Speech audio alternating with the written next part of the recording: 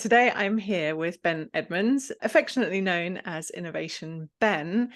And I was just telling him very quickly before we went online that I saw him speak at an event, I think it was about a year ago.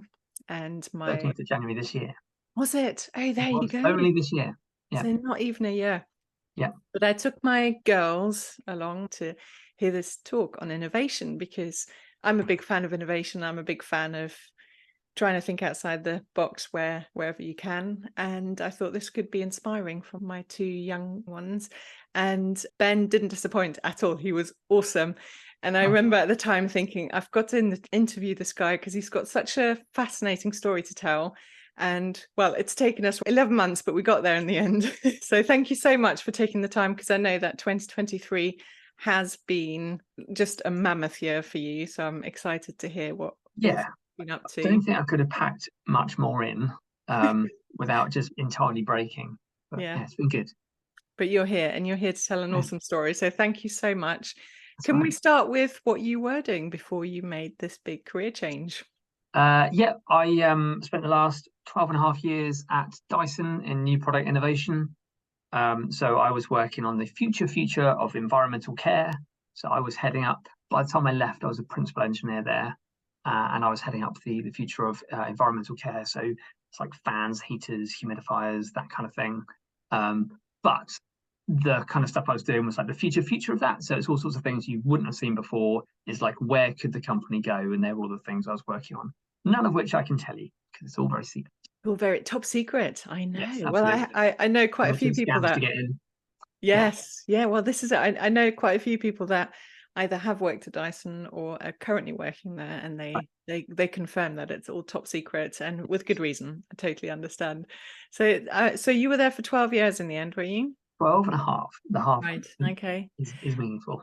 And I seem to remember from your talk that there was a little bit of coming and going, and there was mention of the leaving gifts becoming smaller and Oh, smaller or less well, significant. Dyson was my third company I worked for. So I Okay. started off my career at a security company making security systems for buildings. And that company, I left there, I think 4 or 5 times.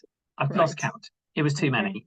And by the Right. time I left, like every time I left, the leaving present got smaller and smaller. And when I last left, they were like, "We're not going to give you anything, but we're not going to not going to remove you from the books just in case you come back." And I did actually go on to work for them as a consultant for some other stuff like later in my career. But yes, I've left a few places, and I've left one of them a lot of times. Right. So Dyson wasn't the one that you left a lot of times. No, no, no. I Ah, was there okay. consistently from 2011 Right. until officially 4th of October this year. Oh, right. Okay. So you did stay on a little while longer. Yeah, it's very recent. Yes. So one of the things that made me want to talk to you was the fact that, so when I talk to my clients about their career changes, some people feel like they have to make this massive leap when they change from one Mm. thing to another. And that is quite daunting for very obvious reasons for a lot of people. And the reason I really wanted to talk to you is because you took this staggered approach, which I like to call toe dipping, which is where you sort of experiment with other things outside of your nine to Yeah. five or whatever hours you tend to work. So that's, I'd love to talk about that if that's okay, because I know you were sort of Yeah, I tinkering, refer to it as the right fishing. word. Well, it kind of, yeah, it accidentally stemmed all the way back to the security company, actually. That's the first time I properly, like, officially did something after hours for somebody and then got paid for it. And it was the son of the factory owner there. He had his own IT business, and he'd seen some of the graphic work that I'd done. And so he just asked me, could you do like business cards and flyers and logos and stuff like that? I'm like, yeah, probably. And that was a long time ago. That would have been sort of 2005, that sort of time. In fact, possibly before that. And that was my first experience of, oh, so what? You don't have to go and work for a company for somebody to pay you to do some work. This is Mm. interesting. And then I've kind of used that consistently through the whole career. So you call it toe dipping, fishing, whatever I call it. Um, I have consistently since then, basically nearly 20 years now, been doing the day job, whatever the day job happens to be, but also spending time in the evenings doing various different things. To the point where my kids have a song that they sing about me. I won't sing it because that'll be horrendous, but the lyrics are basically, it's very easy. Dad makes loads of money all the time, and they repeatedly sing that with a song, and it's true. I'm always making stuff. I'm always doing stuff. I'm always getting various different sort of side gigs and things like that going. My wife has threatened to rename herself Rodney on more than one occasion because this time next year, Rodney. Hopefully somebody will get the reference. Can But you yeah, tell me I've been why? doing Where did this desire come from to do bits outside? Was it a financial yeah, there's incentive a bunch of or stuff to it. okay? Predominantly financial. Life is expensive, right? And I've got 3 kids, so all the monies. And I live in the southwest of England as well.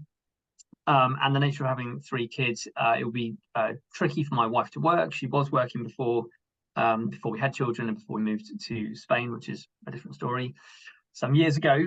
But yeah, there's a need to make money, right? These things are not free. This house is not free, and the life we lead is not free. So there's a need to make money, but equally, I have a natural need to want to be creative, and I love creating. I've been doing it my entire life. And it turns out that the things I make, people seem to really like them and seem to want to give me money for them.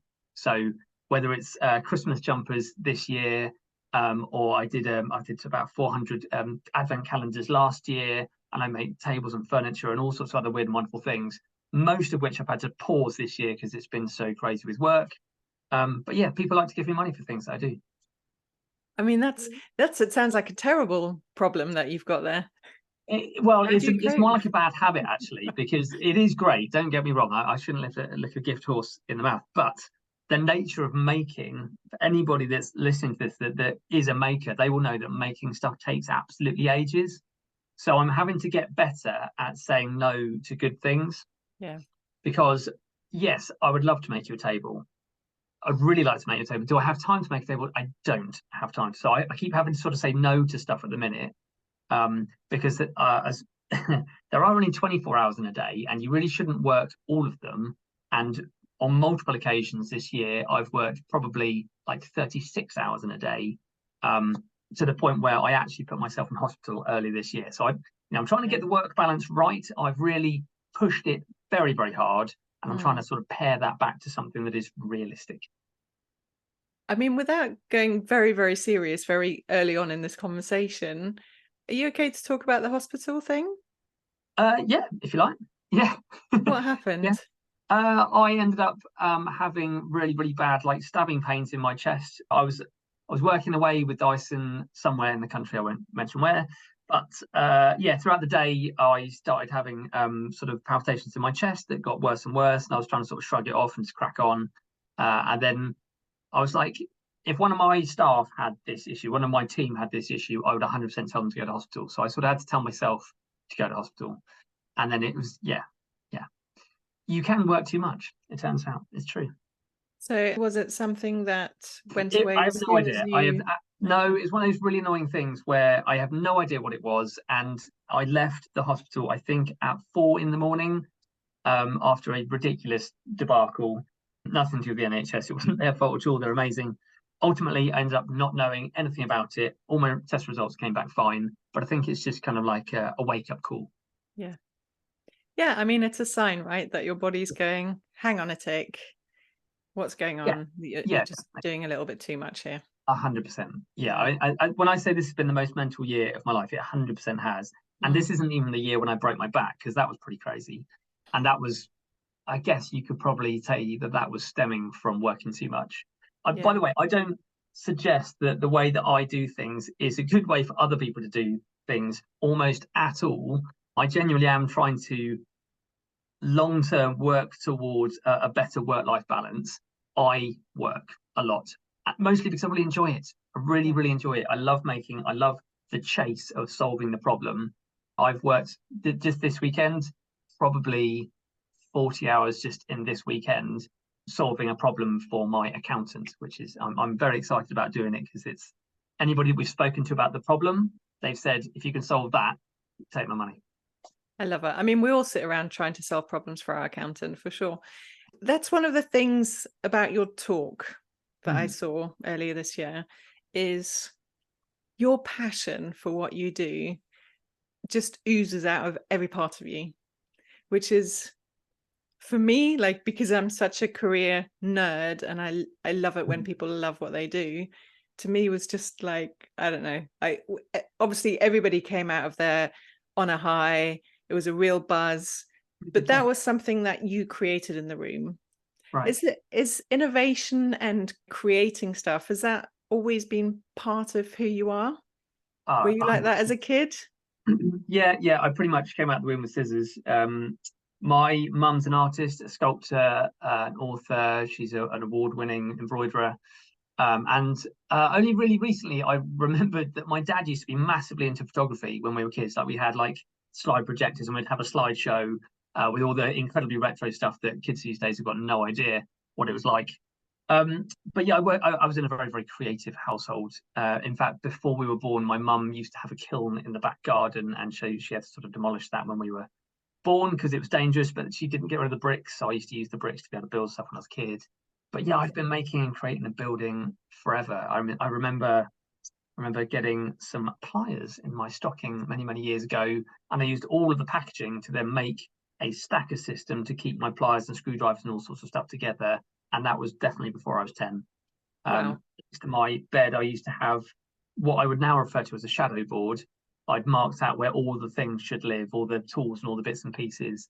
And then, when I was 11, I built an aerial runway or a zip line, people call it a death slide, those are names, in my back garden. Saved up my pocket money, bought 20 meters of steel cable, and myself built it between the dead pear tree and the cherry tree. And then I also didn't stop there. I cut up my climbing frame, took a ladder section out of it so I could have it off 2 pulleys and I could sit on it and fly through the trees like Aladdin.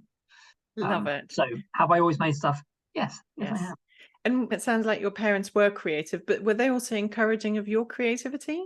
Yeah, there's one particular moment I always bring it back to, in particular, and that is my mum was watching me cut out a picture of my hand, and I think I was around like 5 or 6, but I remember it quite vividly. That I was doing, one, a pretty shoddy job, and two, that she wouldn't help me. And it wasn't that she wouldn't help me. When I asked her, could you do this for me? She's like, well, yeah, whilst I could, I'm not going to. You can do it. And that is absolutely like the foundational thing for me, because in that moment I was like, I'm not going to do a good job of this. Like, this is going to be rubbish. And she goes, so, like, what's the worst that can happen? You've got to kind of start somewhere. And I talk a lot about this, quite a lot, but I think it's really foundational. In that moment, she gave me a license to fail, and that genuinely has been the absolute foundation of my entire career. And it's essentially necessary for innovation to occur. Yeah. You are not innovating, I don't believe, if you're doing everything that's always been done before. That's just learning. And you're doing everything right. Yeah, exactly. Yeah, and doing it all right and getting it 100%, all that kind of stuff. If you're not failing, you're not trying hard enough. That's Yeah. my It's so cliche, but it's cliche for a reason, isn't it? Yeah, it's true. Yep, absolutely. Yeah. So Yeah. you're at Dyson for 12 odd years, and I mean, I'm going to make an assumption here, but I feel like for somebody like you who loves to invent stuff, who loves to think outside the box and come up with new ideas, it feels like, from the outside looking in, that Dyson should have been the perfect playground for you. Yeah, absolutely. It was my dream job. So outside my DT lab when I was 12, we were all chatting about what we wanted to do in the future. Don't know why we were so career focused at the age of 12, but we were. And I remember saying to my friends, I know exactly what I want to do. I want to be a design manager at Dyson. That's what I wanted to do. And in 2011, in February, I walked in there as a lead designer and then left as a principal, having gone all the way up to design manager, senior design manager, and then to principal. So yeah, was it the best place for me to work? Absolutely. It was literally like the Willy Wonka's factory of engineering. I'm going to ask you, I know that Dyson, for very obvious reasons, do have to be quite secretive about what they do. So you might not be able to, you might not be allowed to answer this, but I'm curious, because what I've heard is that Dyson is full of amazing people like you, who've amazing brains, who probably some of the best engineers in the world, that you work on a solution for something for months, sometimes even years. And then the big boss comes along and literally in 1 minute goes, yeah, I don't like that. Back to the drawing board. Is that something that happens, or have I just made that up? The trick is to not let it get to years before the big boss sees it. Right. So I was very fortunate. My position in the company meant that I was quite high up, and it meant that we had access to James more regularly. But I think, call it Dyson, call it whatever company you're talking to, but fundamentally, I think the main thing is, if you've got a key stakeholder that has a say in what you're doing, then wouldn't it be a good idea to get them bought into the project as early as possible and get them fully aligned with what you're doing, so that you can just be like, right, we were all agreed, I'm going to go and crack on and get it done. Yeah. So it's not really a Dyson thing. It's every company I've ever worked at. If you don't get those significant people involved early enough and have regular meetings with them to ensure that you're course correcting towards the right goal, then anybody can come along and derail your project. Yeah. Which must be hugely frustrating, I think, when you have worked on something and it's sort of your baby that you've, brought on this journey, and then somebody goes, nah, start again. It must be quite difficult. I think I would really struggle with that. You get invested. When those problems become so passionate to you, it's every day of your working life. And when it's something you really, really believe in, have I worked on projects that have been stopped many times? 100%. I was there for 12 and a half years. And if you look at my rate of release of products over that time, it's quite slim compared to other companies.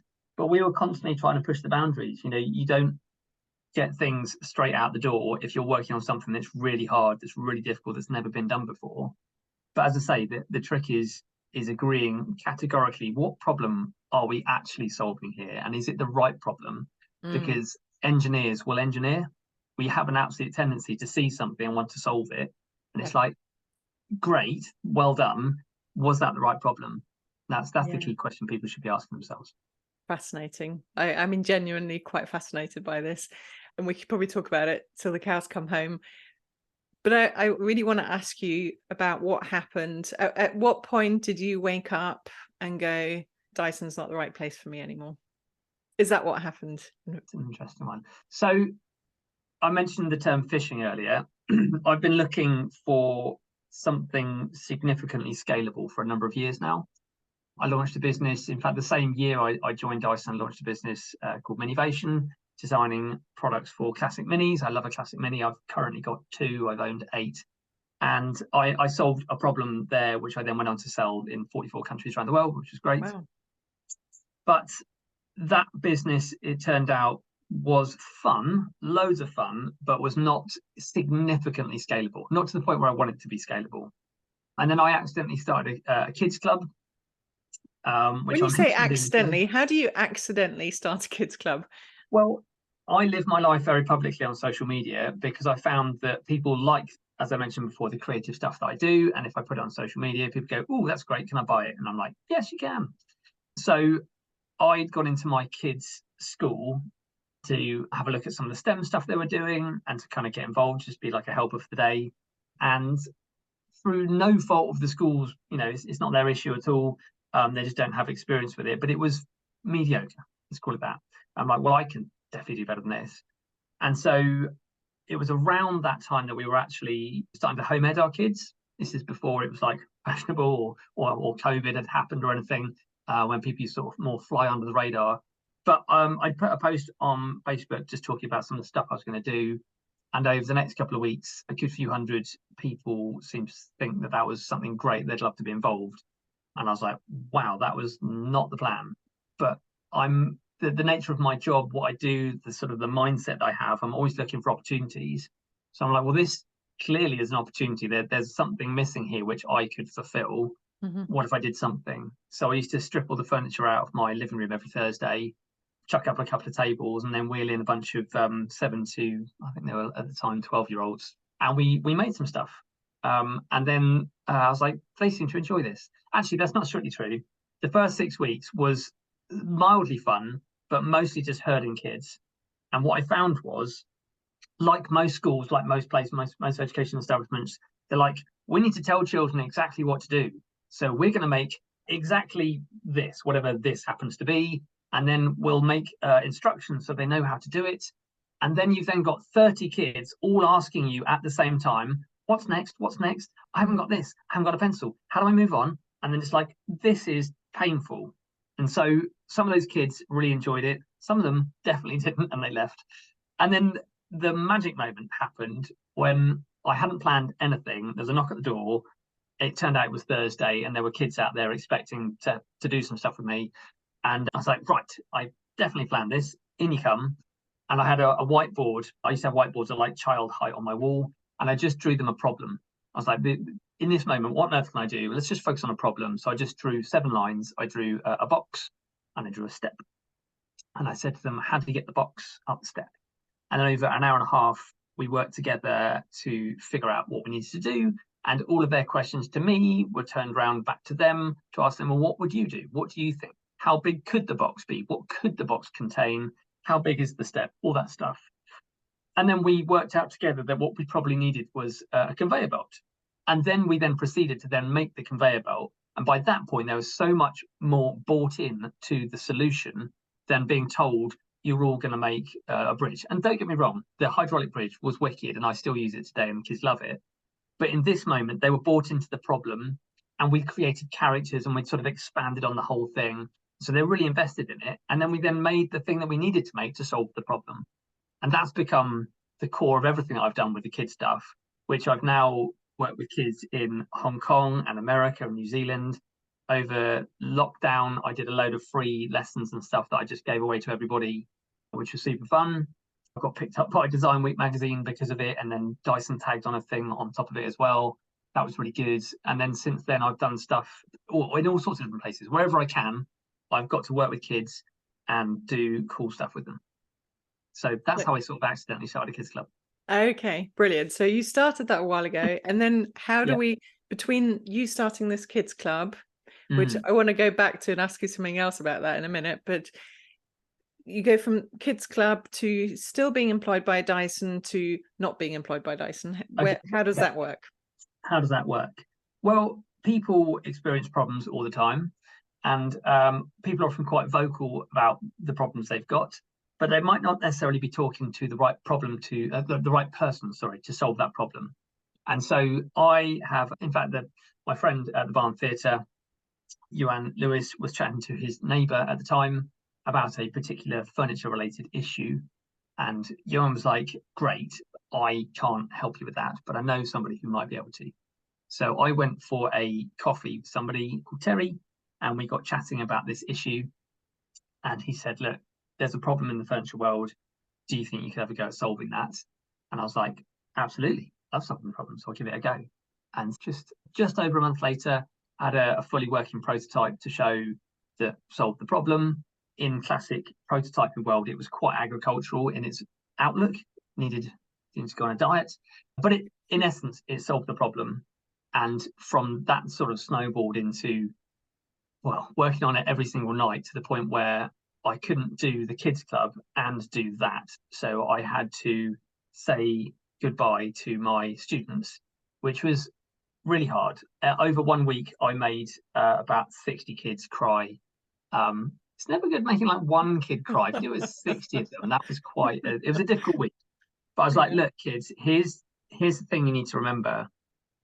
The opportunity of a lifetime has to be realized in the lifetime of the opportunity. And right now, this is potentially the opportunity of a lifetime, and I have to go after it. And it is everything I've been talking to you about. It's everything we've been learning and experiencing and training for, and I'm going to go and do it for real. And then when I've done it, isn't it going to be amazing when I get to come back? Hopefully, if it works, I'll have made some more money and we can level up Inventor Club and get some more cool stuff in here. And even better than that, imagine the stories I can tell. Imagine the experience I can give you when I've gone and done it for myself for real on a massive scale. Because I've launched my own stuff in the past. I've sold stuff, as I say, all over the world. But this is a completely like orders of magnitude larger, greater opportunity than anything I've done before. Yeah. So it did. Coming back to your question, did I wake up one day and go, "I'm leaving Dyson"? No, it was a gradual attrition towards a reality that just had to occur. I couldn't continue to do a full-time day job and launch an entire business on a colossal scale like this I was doing, I don't know, well over 100-hour weeks. I couldn't do it all. I just simply couldn't do it all. So something had to give. So is that what happened in January? That was that sort of the wake up call or the sort of eureka moment where you went, okay, something's got to give and it's going to have to be my job? Or how did it work? Well, if you remember, I stood on the stage saying that I've just had this amazing meeting, something's happening this year, and I can't wait to talk to you all about it. Well, that was the thing. This is the thing that I was talking about or referring to then. And so now, I mean, I was making prototypes every evening or developing stuff or doing CAD or whatever and getting things ready.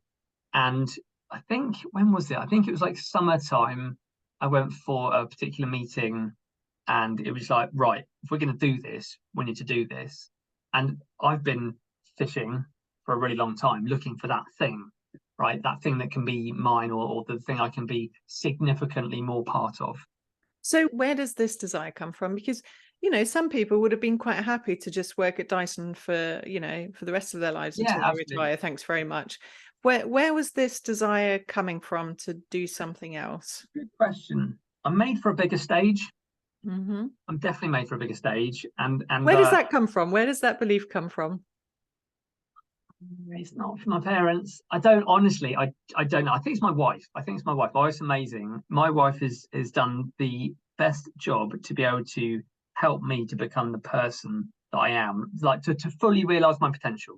My parents were amazing and they backed me, with all the education side of stuff and all that kind of stuff back then. But the sort of the adventurous, more spontaneous side of life, my wife has been absolutely critical at getting that to fully explode and to fully take on anything. And now I know I don't need any of these things, right? I don't need any of them. They're lovely to have, but if everything washed away tomorrow, I'll be right. I've literally given away everything I've owned twice and moved with one-way tickets to another country with only what will fit under the seats and in the back of my Golf or whatever it was I had at the time. And I was all right. I'm still all right. So Was that before kids or since? that was before kids. That's before Yeah. kids. But there's They another complicate choice. everything, don't they? Because Well, my husband and I have done that. We've literally moved to the other side of the world with 2 suitcases, but it's right. easy to do when it's just the 2 of you. It's a little bit more It is. complicated. We're at a slightly complicated bit now, just because of like exams and things coming up, which Mm. makes it more difficult. But we are busy planning another escape, which is a story for another day. Yes. Um, but yeah, Yes, so your wife yeah, is really your cheerleader, your 100%. Well, yeah, she is. I refer to her normally when I'm talking as a very understanding wife. There are not many. Not there are. I would say on probably no other wives that would put up with me. No other people that would put up with me at all, because I'm a bit of a menace, really. I divided our old living room in half with permission, but with a bamboo fence, and then I had a full workshop at one end of it with a laser cutter in it and 3D printers and a workbench. I used to have a model of Bumblebee from Transformers that was my Christmas party costume, literally mounted on the wall. He was 1.7 meters long. He's ridiculous, and they do put up with me because I'm everywhere all the time, making and building, and they've tried to sort of contain me in here, but I keep spilling out into other rooms. So yeah, but she's amazing. Beck is absolutely sensational. we all need somebody like that in our lives, don't we? Yeah, So yeah, it's I always think it's amazing when one person believes in us like that. You can do anything. It's it quite comes down to empowering, mindset, isn't it? doesn't it? It comes Mm, down to that self-belief and mm. self-talk, and what are you saying about yourself and what do you believe could be true.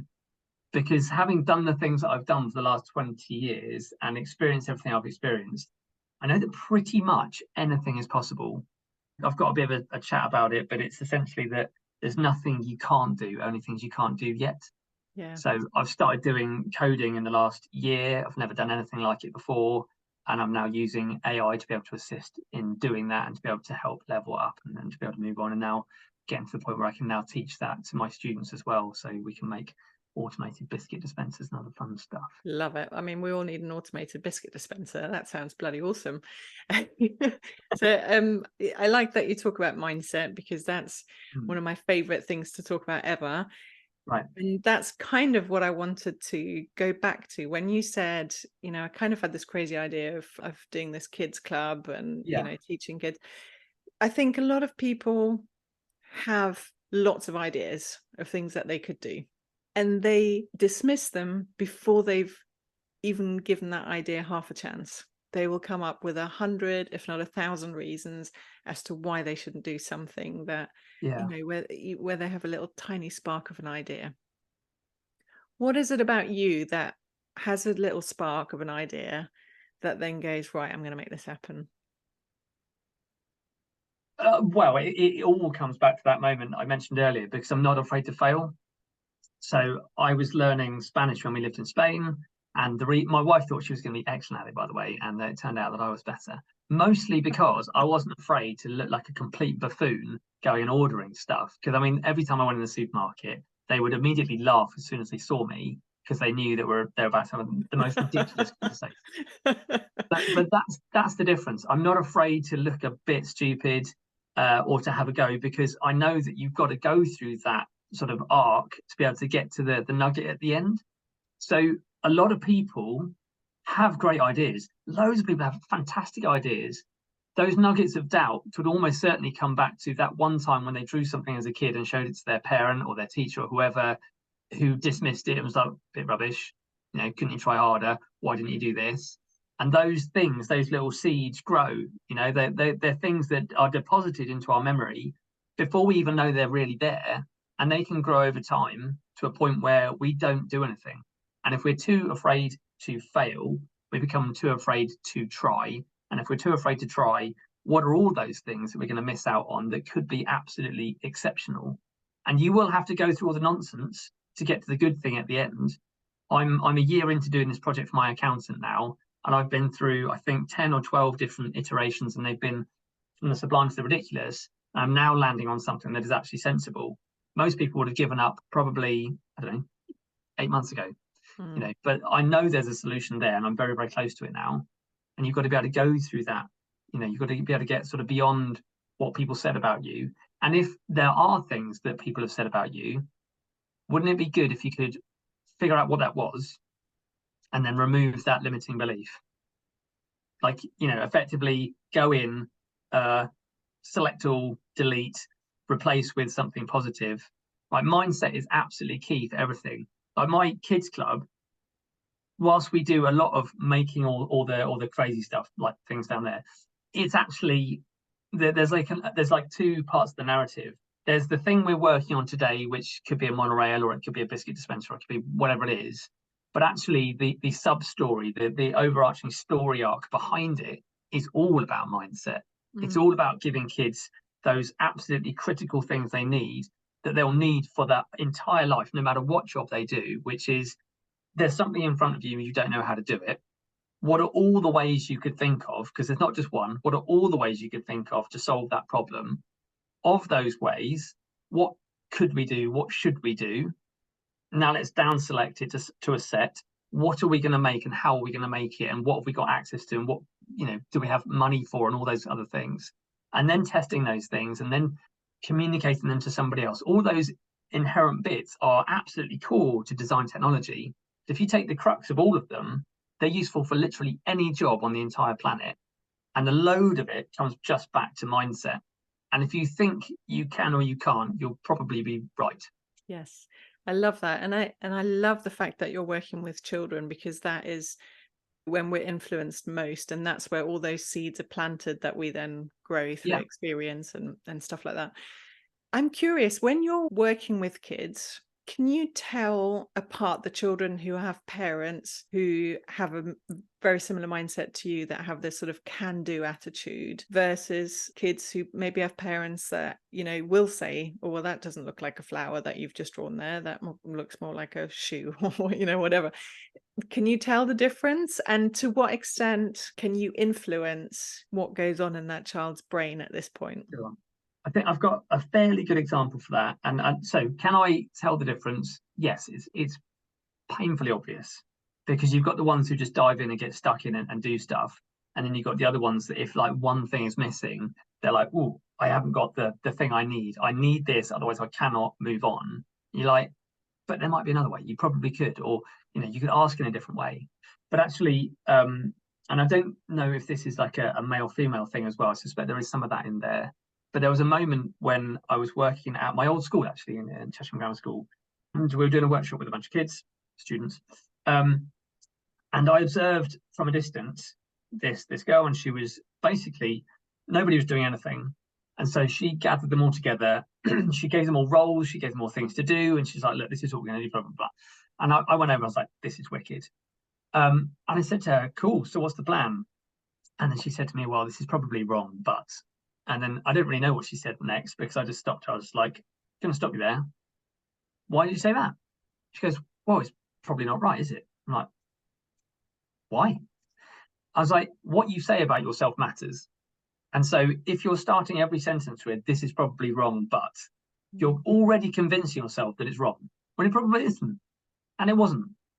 I got to say to her in that moment, I was like, right, we're going to park for this moment and just say to you what you are as a leader, because I've just witnessed you take your entire team and give them all roles to do. You've risen up out of anybody there and you've organized this situation. And now everybody's got something to do and now they can crack on with it. So what you are as a leader and what you're not is incorrect, because you're absolutely correct about what you're going to do. So how about next time, don't start the sentence with, this is probably wrong, but what about starting with, this is what we're doing and this is my recommendation.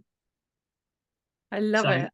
I love it, because you're not just teaching kids, here, if you put a screw there, this will happen. If you but like, you're not teaching them how to build stuff. I mean, that there's an element of that, but I love the fact that you're teaching kids that it's okay to think differently. It's okay to think big. It's okay to get things wrong. It's okay to experiment. I really love that. And also it takes everybody to do all this stuff. Like I'm a kind of a one-stop shop for everything I can, because of my background. I've kind of done a bit of everything, but there are some things I'm really good at and there's some things I'm absolutely hopeless at because I've tried it all. Don't get me to do admin. I'm rubbish at it. I don't enjoy it. I don't want to do it. I'm not going to do it. But when you're in that moment with all those different people, it takes somebody to be a leader in that moment, and it takes some other people who are doing the doing and the actioning and the writing down and the drawing. It takes all those different skill sets. So it's, we try and get this sort of one size fits all education thing for everybody to have a go at doing. And then people decide that they're failures based on whether they did well or not at that thing. And that's not really true. It's just, that's just not your thing. Let's find out what is your thing. Totally. And let's absolutely smash that thing. And then we'll bring those other things up. We will work on those other bits. But if you're exceptional at something, let's figure out what that thing is and let's absolutely smash the heck out of it. Yeah. In your talk, I keep referring to your talk because it was just jam-packed full of so much fascinating stuff. One of the things that you talked about was hypnotherapy. Right. I'd really love to know more. What part does hypnotherapy play, or what part has it played in your life? Hypnotherapy has been really, really interesting, actually. I mean, I grew up watching Paul McKenna on telly, making people believe that they're a chicken or goodness knows what else. But actually, he's got an incredibly credible career, and he's worked with some of the top people out there who absolutely swear by what he's doing. And it was my wife initially that came across somebody local to us who was a clinical hypnotherapist, somebody called T. Tate, who is an amazing human being. She's really, really cool. And actually, what's lovely is that I like to consider her now as a friend, because we know each other better, and we've done all sorts of creative stuff together as well, which is really good. But she's got a load of different all the different things you could possibly want to download to listen to. And as I say, I used to be massively skeptical, but I saw a transformation in my wife, and she also worked with my kids as well. And I'm working off the evidence that I see in front of me, which is that they used to have a variety of different negative thoughts about certain situations, which were then not there. I could see the before and I could see the after. And as an engineer, somebody's quite logical in that respect. I'm just looking at the evidence in front of me. So I went along to do a session with Dipsy, which is a session about limiting beliefs. And it was all actually trying to figure out, what is that thing that you believed as a kid, or what is that thing that was holding you back? Like, people have got things, in fact, they've probably got multiple things that are limiting them from doing what is that they could potentially do. And so I spent a bit of time with her figuring out what that might be. What were they? What were the limiting beliefs for you? Are you okay my to one share? was actually about the need for other people to work with. I was consistently waiting to try and find a business partner, try and find somebody else And when I found that person, then finally I'd be able to make it work. And actually, I just got on and did it all on my own anyway. Once I stopped needing any of that kind of stuff, all the stuff I did with the education world, I pushed that to all the different parts of the globe, and they went really, really well. More than that, I was listening to podcasts. So I'd go to sleep listening to stuff, because think about this: your subconscious is incredibly powerful, and whatever those things lurking in the back of your brain are, they tend to actually kind of drive you towards situations, whether you want to or not. So what is it that you're putting into your subconscious? What is already there, and what are you loading into there to do things? I now know that I can put problems into my brain, and I can go to sleep, and when I wake up in the morning, my brain is defragged and it's figured it all out and worked out stuff, and I work out and be like, there we go, that's what I'm going to do. It's amazing. It's like amazing. magic, isn't it? Yeah, no, genuinely. But if you think, do you drive? I do. Okay. When you're driving these days, are you thinking left a bit, right a bit, a bit more accelerate, a bit more clutch, right? You don't think of any of that stuff, right? You're not thinking, oh, hang on a minute, breathe in, and then out again, and in, and then left leg, right leg, left leg. You don't think about any of those things. That is your subconscious being able to control your body to do things which are unbelievable. Yeah. Like someone throws a ball at you, catch it. You haven't even thought about it, right? So what else can you get your brain to do that it isn't currently doing? Or what can you change your brain from what it's currently doing to something better? And so we think about it as essentially like just programming our brains to be able to do better stuff. And if your brain is focused on better stuff, more creative stuff, more solution-focused stuff, so DIPT stuff is solution-focused hypnotherapy, what's the solution we want to try and move towards, rather than consistently focusing on what the problem is and just sort of dwelling in there. Okay, that's great, but let's put that to one side. What's the solution? Where do we want to get to? Let's focus on that. And I can tell you that everything we've written down on every single list we've ever done of these are the things we want to do, tick, tick, tick, tick, tick, tick. And my wife and I love making these lists. We've done it in America, did it in Ibiza. I've got a big whiteboard full of stuff. Whatever those things are, you put them down there and then you start to work towards them. It's the same reason that we've got the dream boards, which I mentioned at the Barn Theatre for our kids. What is it you want to do? What is your dream? Write it down. Put it on a thing. My dream board is there. It's directly opposite me. So it's in my peripheral all the time. Yeah. I'm constantly filling my brain with what is it I want to do and where do I want to get to? And then your subconscious helps drive you towards those things. 100%. And consequently, everything I wanted to happen is happening. I now am entirely in charge of my own day. Every single day, I get to say what I do. I'm working on projects that are meaningful. I'm doing projects that have impact across the entire world. I'm doing all the education stuff I wanted to do. I'm doing literally everything I wanted to do because I said that's what I want to do, and my brain's helped me move towards that. You're appearing on amazing podcasts as a guest. Indeed, yeah. I've just surely that was top of your list. It was up there. It's definitely up there. Well, next year I'm recording my own podcast. So my own podcast starts next year, and I'm going to be speaking at Wembley next year. And what? Yeah, amazing. Ridiculous. Yeah, ridiculous. All of the this has been the most mad year, totally mad. So everything that I set out to do, when I stood on the stage at the beginning of this year, the only one that we haven't properly advanced is the book. It's still there. We're still going to do it. Just simply have not had time. We know what we want to do. Just need to get there. But I've got a podcast that we're running next year, which I'm ridiculously excited about because it's going to follow a really, really, really big, potentially game-changing, world-changing opportunity, which is to get all of the schools in the UK and beyond solving problems from as early as possible. This is my big thing for next year, which I'm giving away for free and get everybody doing it. And what I do know is that if you give things away for free, people don't value it. So that's fine.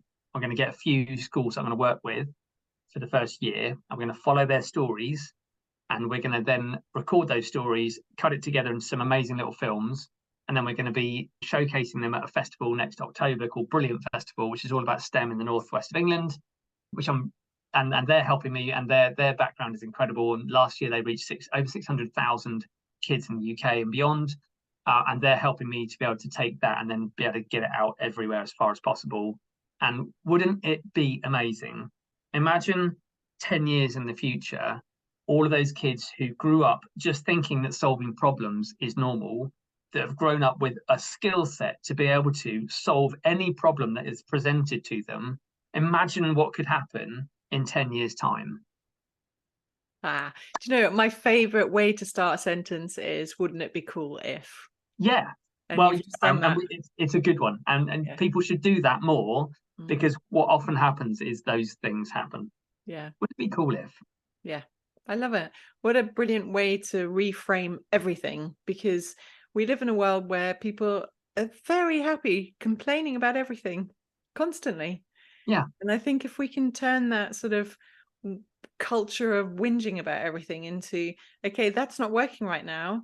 How can we get it to work? What can we What's the do about potential in it? that situation? Yeah. What's the opportunity? Yeah. If you took that much energy and that much effort and that much time and actually put into doing something positive Yeah. for yourself, Yeah. where would you find yourself differently? Yeah. Totally. And that is really exciting. I couldn't agree more with you. Absolutely brilliant.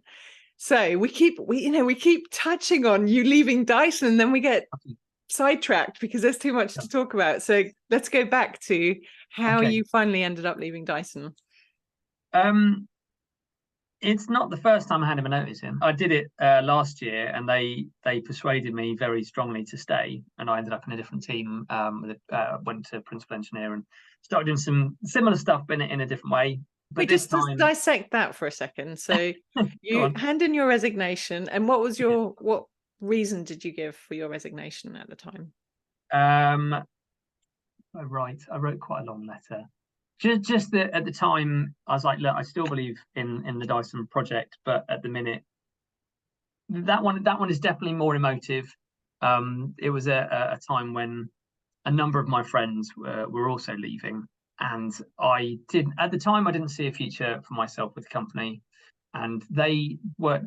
Given their two, they worked very hard to be able to move me into a different situation, and I became happy again, which was great. Anybody at any job goes through peaks and troughs, right? And if you have enough situations, it can push people towards a certain route. So I feel really pleased that I left Dyson on a high. Mm-hmm. I left Dyson very happy, working on a project that I absolutely love, that is genuinely extremely meaningful, and I hope they keep it going, because it's one of the most important things I've done in my career. So that's exciting. But I carried on working for them, moved teams, got a new team, built up a load of new stuff. It was really, really good. And then this year, it got to the point where Dyson was more like this hobby thing that I did than the day job. I had a fantastic team who I rate extremely highly. Some of the best people I've ever worked with. Just it was phenomenal. Every day was really good. But there was this opportunity to own my own time, own my own income, with pretty much no ceiling on what that could possibly be. And it was an opportunity too great to say no to. Yeah. And at that point, you're like, okay, I can't do everything. I've put myself in hospital this year, so I can't continue to do everything. And this opportunity here is just screaming at me. And I can't keep telling kids about mindset and about positive attitude and then go for your dreams and that kind of stuff and then not do it myself. So I was like, right, we're doing this. We're going to make this happen. And to be fair, most people oh, make a big change for one of two reasons. Usually it's because they've got to a point where things are so painful that the only way forward is to make a change, or they have such a strong vision of how things can be different that they can't help but not go after that. Well, I would definitely be in the second camp this time around. So Sounds like I've got an extremely strong vision, and I'm very, very good at visualizing. Being a creative person, I can absolutely see what the future could look like. And again, it was coming back to that mindset and hypnotherapy and all that kind of stuff. We had written down something a little while ago. My wife talks about it quite a lot to me. She talks about like the miracle question. There's a load of different people that talk about it. But what if you woke up tomorrow and a miracle had happened and you're living the perfect life? What does that look like? It could be literally anything for anybody. And I was able to write down, after them poking and prodding me for a while, specifically what I wanted to do. And I realized I've probably got it in my notebook somewhere, but there was a day earlier this year where I had literally lived that life. I'd woken up, I'd had some messages overnight from another country working on my project, and we were resolving some problems. I then did a one-to-one with one of my students. I was then talking to a factory in Vietnam about some other stuff. I was tinkering on some of my own projects. I was ordering bits to get my classic Mini on the road. And I was, I didn't need to go anywhere because I've got my own workshop and I've got my own facilities here. And then I think I went for a drive later with my wife, just hanging out for a bit. And she's like, in fact, she went to speak to my daughter about it first because they like to cook things up for me. But she was like, Ben has just lived his dream life, and so they came bounding in. They were like, the thing you wrote down, all those things, tick tick tick tick tick tick tick, all those things happened today. And it's like, they did. It's possible. And how cool is that? Mental, yeah, absolutely. But it's and so the thing I mentioned before about it was my dream to work at Dyson. It's my 12-year-old dream. What's my 42-year-old dream? What's going to be my 43-year-old dream? People make resolutions in January and then pretty much burn them to the ground by February. Yeah. But that's because they make goals that are either too big or they're too wedded to things that have gone before. We need to look more at those sort of 1% changes. What are those little incremental things? But still, what is that version? Because the big change, what is that? The thing over here that is like miles away. And then you kind of set your intention, and then what are the things you can alter or adjust to be able to get there on like a day-to-day basis. Yeah. And I think the New Year's resolution thing, I think also is that people base a lot of their New Year's resolutions on things that they should be doing. So, I should lose, I don't know, 5 kilos because, somebody told me to, or I don't like the way I look in photos or whatever. But there's actually not enough motivation to go beyond February, basically. Right.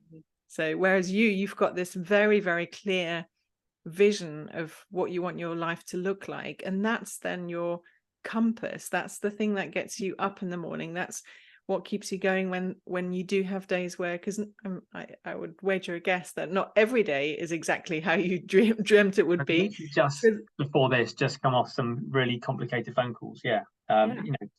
It's not easy, but that's the nature of making stuff. It is it can be a bit of a tricky game. That's the nature of life, isn't it? And we all have days where we're like, oh my God, what am I doing? Why am I doing this? And I think if you have this really, really clear vision of why you're doing something, and you need to keep coming back to the vision. That's the thing. 100%. So you don't just do it on like New Year's Day and be like, right, that's it.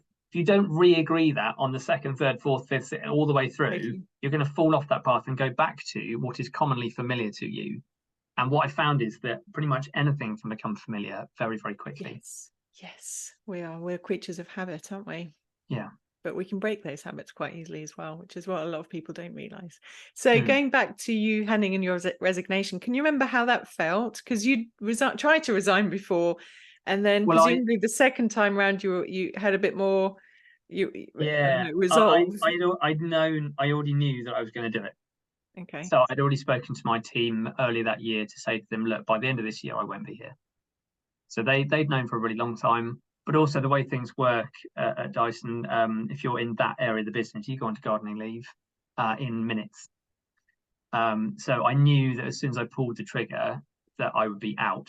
So I just made sure that I sort of cleared the decks and done that kind of stuff and got things organised. And they're very kind. They've said, well, you've been here so long, we'll give you 30 minutes to say goodbye. And then out you go.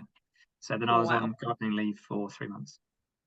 Were there any fears when you finally handed in your resignation, or were you at a point where you were just so at ease with what you were doing? No, mostly because of my fantastic business partner. He had managed to negotiate a situation where I was actually effectively getting a pay rise. So quite often when you start a business, you go, right, I'm going to spend all the money on this, whatever thing is I need, and I've got no money. And then you go like this with cash, and then eventually you come back up again. But actually I notched up. And so it took away some of those usual pain points for people where they're like, how am I going to make this work? So that's worked out very, very well for us to mean that it was easier to make that decision. Yeah. So the fear would have been financial if you hadn't had that sort of backup. Yeah, absolutely. Like most families in the UK, they're only like a few paid checks away from disaster, aren't they? Because you kind of just you've got the car and you have a house and you have all the things and all your payments are going out, and but yeah, that made things easier. Yeah. What do you think would have happened if you had stayed at Dyson until the day you retire, sometime in your 60s if you're lucky? What how would that Ben be different to the bet, it's the sliding doors question. How do you think Right. things would have worked out differently for you? Interesting thought. I mean, it wasn't that they didn't want me there at all. They did. I'd gone for a number of different jobs. I regularly, I know, every sort of 2 or 3 months, they would present an opportunity to me to do something or go somewhere. But most of the time, those things are not what I wanted to do. There was one in particular that I went for that interestingly didn't get invited to. Um, uh, and so yeah, I don't know. I don't know. I think I'm quite. I do like the whole leadership side of stuff. I love designing things. I did say to my wife once, if I ever get to the point where I don't have a pencil on my hand, shoot me, or shake me by the shoulders at least, and make me understand what I'm doing.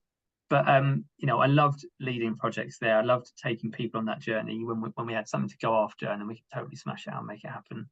So if I had stayed there, I probably would have just, I don't know.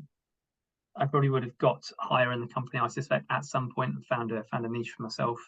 I was quite happy doing what I was doing, to be honest. The project, as I say, that I was working on was actually really very meaningful. And if I could have got that one through, then I would have probably kept pushing to do more meaningful projects. I spent some time in America at one of our many adventures, working with people who were either homeless or significantly disadvantaged, and all sorts of other different random backgrounds, refugees and stuff. It makes you very aware of your own sort of humanity and sort of what's important in life. I mentioned about, what if everything washed away? You're probably all right. You wouldn't enjoy it. But I sat with people talking to them who had just watched their homes washed away in Hurricane Katrina. So I want to do things that matter. I want to make products with a purpose. I want to have a legacy that is meaningful. I want to leave behind something that is credible and useful. Not only because I can, but because I think there's a need to, there's a desire to. We need to change the way we're doing stuff. We need to get better at doing things. Our education needs to be better. The problems we are facing as humanity are only getting bigger and worse, and that kind of stuff. And whilst I know that I'm not going to find a cure for cancer, if I can talk to and work with over 1 million kids and inspire them to believe in themselves, to believe that they can solve the problems that are out there, and that they've got it in them, then there's untold positive change that I can probably have an effect on. No, one of the questions that I ask all my guests is, what does success look like to you? And I don't know, it sounds like you might have just spent the last minute defining your version of success, but is there anything else that you would want to add to that? um I Yeah. I think there's a really interesting thing where our society seems to focus on retirement. One day, one day you'll retire and then you can enjoy yourself. Then And I I'll just be think, happy. then I'll be happy. Then I can finally play golf or go on holiday or do whatever it is I want to do. But what if one day never happens? What if one day never comes? I want to get to the end of my life and not regret that there was something that I could have done that I didn't do. So success for me means absolutely going full tilt, making it happen, going on every adventure that I want to go on, pushing as hard as I can to make all the projects happen I want to happen, and not leaving anything left in the tank, pretty much. One of the limiting beliefs that I have Mm. is that I can't do everything that I would love to do because of my children, whom I love more than life itself. But because they need a certain amount of stability, they need, they have needs which are Mm. more important than my need for adventure. How do you make peace with that? I would say reframe what you believe they need.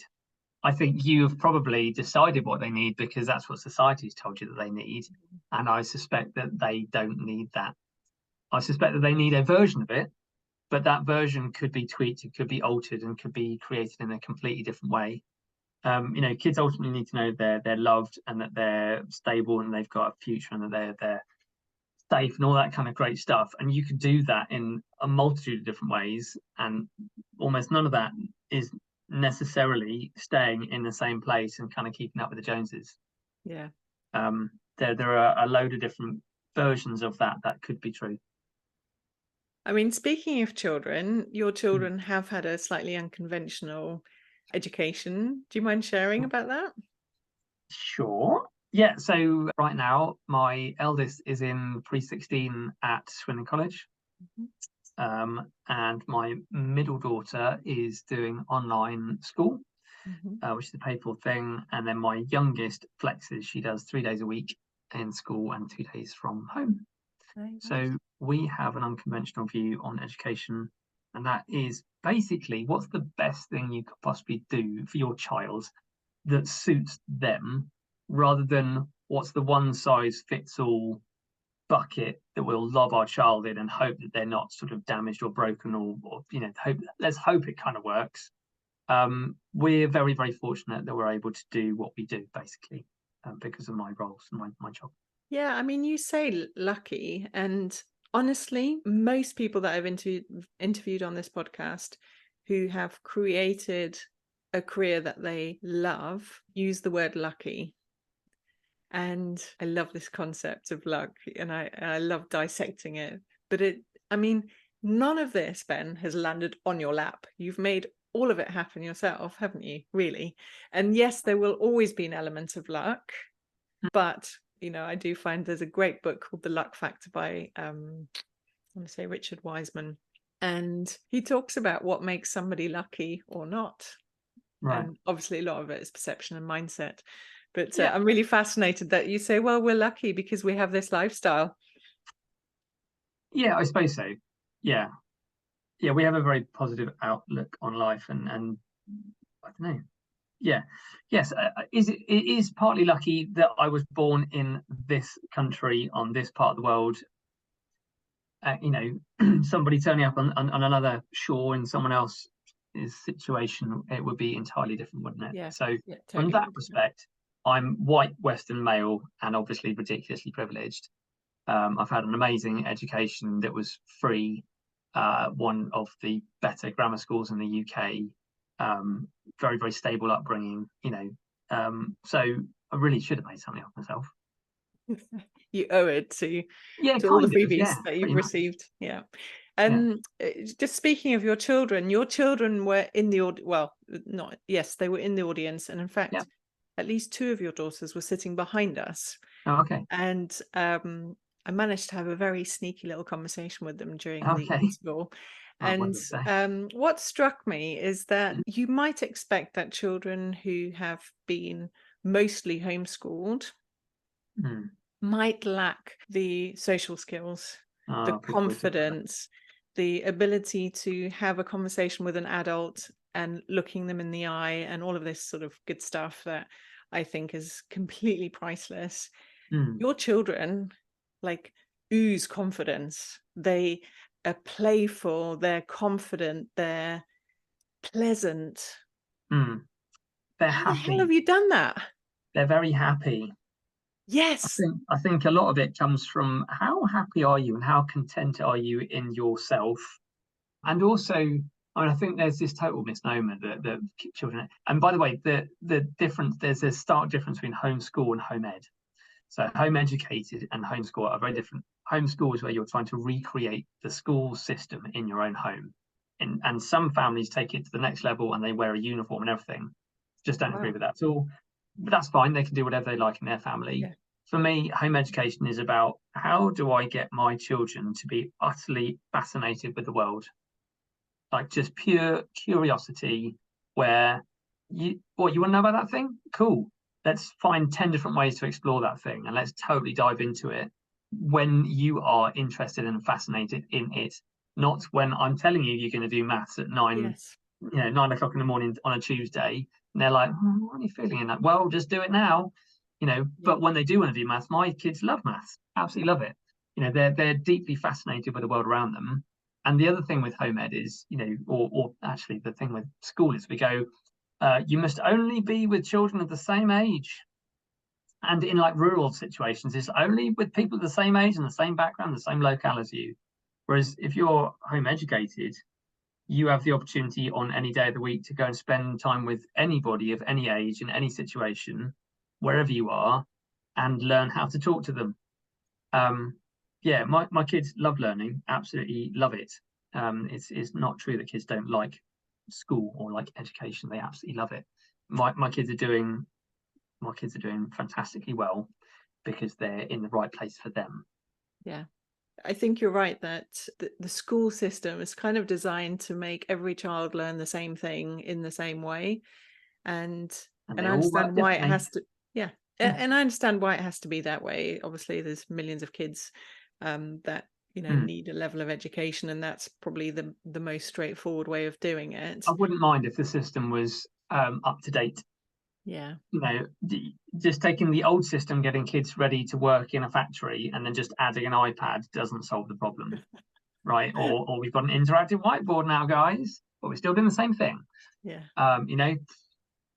There's a massive surge at the moment of people who want to do something differently and who are actively making that happen. And I'm pleased to say that I'm somewhere in the mix of those people that are making those moves, which is Yeah. exciting. I love that. And I love that you have this emphasis on kids enjoying learning, because I think that you're right that our education system does sort of hammer that love of learning out of kids. It And beats I know for creativity. me, I Yeah. did not enjoy learning at all at school. And now I can't learn enough. Right. Like, I want to be constantly listening to an audiobook or a podcast or Mm. reading a book or listening to something Mm. interesting. Like I'm like a sponge now in my 40s, Right. whereas, in my teens, I was like, what? Not interested. No, Yeah. thank you. I I love the fact that you're inspiring people all over the world, not just in the UK. And I really can't wait to see what 2024 has in store for you. Thank you Yeah, I've so enjoyed much it. for Thank you. taking the time. Thank you very much for having me. You've It's good been, practice for next year when I get to run my own podcast. yes. No, you've been an absolutely fabulous guest, Ben. Thank you so much for your time. Right. Thanks for having me.